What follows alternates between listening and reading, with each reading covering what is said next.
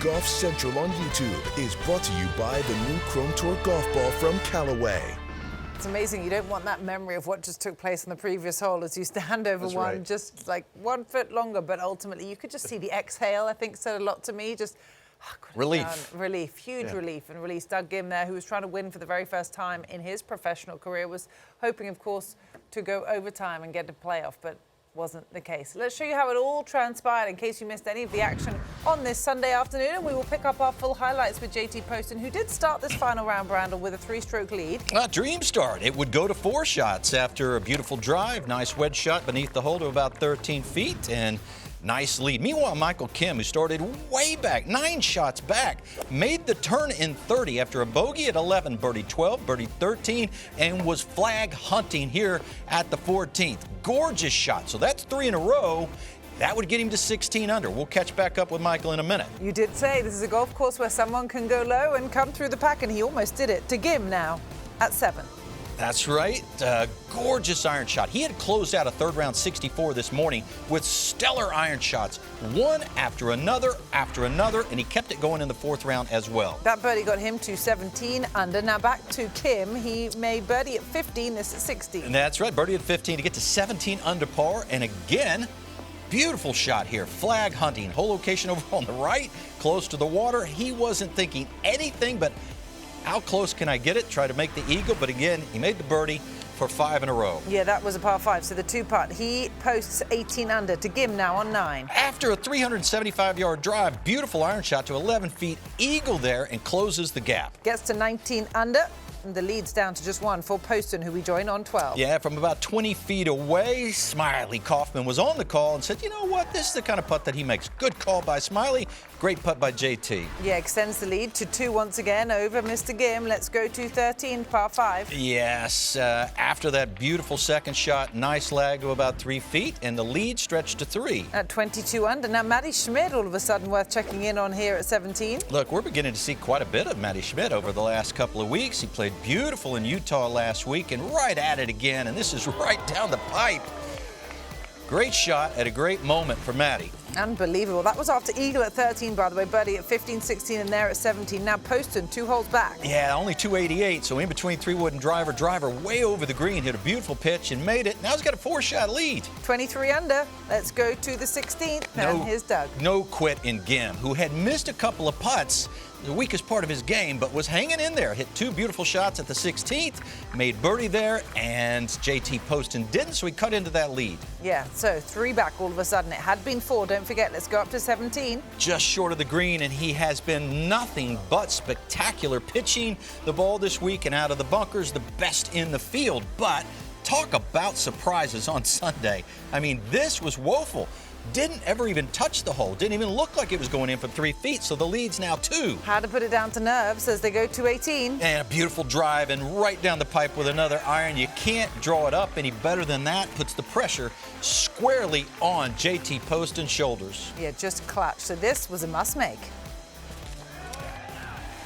And he made it 4 feet for the win by 1 over Doug Ghim, who held that 6.5-footer himself at the very last hole. What an impressive performance it was from him, and he's close, no doubt, but today belonged to JT Poston. As you take a look at his career results, it just shows you that this is, well, it is the 3rd win of his career, but when he's been in this position, holding or either outright or sharing the 54-hole lead, he's gone on and converted twice. He did so previously at his last win at the John Deere Classic. Didn't manage to convert on the previous 2 occasions, but this is another one that he can add to his resume, and as we just heard in coverage, his first win as a father since he and his wife Kelly welcomed baby Scotty. So I'm sure he'll be rushing home to celebrate with them. Perhaps times have changed with that. But ultimately, what can you take away from something like this, Brandel? Because it's another wonderful example of how much is still at stake in the FedEx Fall for some of these players. Look, he won this week for 2 obvious reasons that I could tell. I mean, he just scrambled so beautifully. I mean, his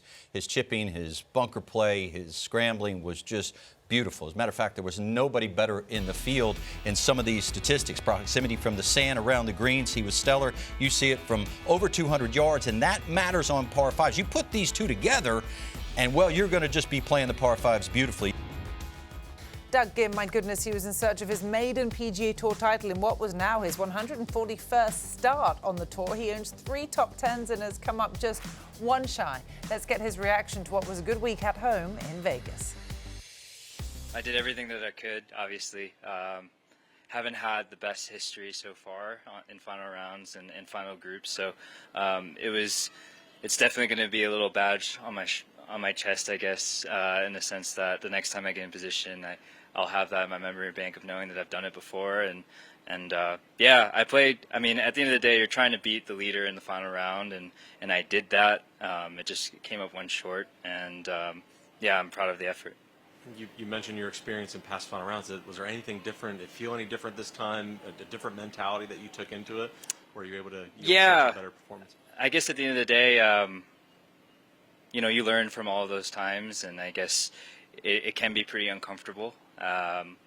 Today was no different. It was still just as uncomfortable, but little things like being at my home course obviously helps a little bit. But I guess at the end of the day, it was just to try to take my time and try to really enjoy being uncomfortable as long as possible. It's really, really hard to do that because obviously it's a lot of pressure, and there's everything I've ever dreamed of, right, is winning out here. So doing my best to not think about those things, but at the same time embrace the discomfort throughout the whole round. And I think today I did a better job of just staying within that, discomfort the whole day instead of, trying to run away from it. Does it help at all knowing you're getting on an airplane to go play in the Zozo Championship next week, and you're getting right back after it, getting to play 4 full rounds over there, knowing how well you're striking it right now? Absolutely. I mean, it's definitely a confidence boost moving forward. I'm obviously disappointed, but at the end of the day, JT played well. He played well all week, and I played as well as I could have. Obviously, there's some missed opportunities I could look back on, but the fact that we get to go and play the Zozo, and I know there's a lot of players that would like to be there and won't be able to. So it'll be a fun challenge. It's going to be a lot of fun being on the other side of the world, and yeah, I'm grateful for the opportunity. And lastly, for me, you just told Kevin, but scaring the hole there on 18 more or less, and knowing that you had to at least put one pretty close to put some pressure on JT. Just take us through that shot and your mentality. Yeah, I mean, obviously this being one of my home courses, it's I have a decent amount of memories of stuffing it close to beat some of my buddies, but obviously this is a very different situation. But like I was saying before, I think it was maybe 3 years ago, I had to make the cut on the number. I needed to make birdie on 18 to the same pin on a Friday, and it was arguably a lot harder. It was into the wind, and it was a 6 iron instead of a 9 today.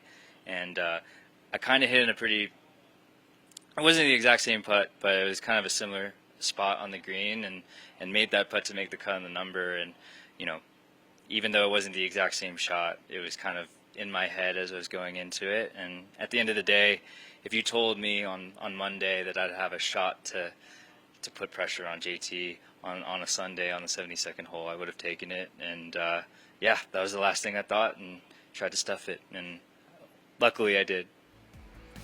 Prior to today, he had only had 3 top 10s in his entire career on the PGA Tour. So I think there were moments today that I think maybe will echo into the future.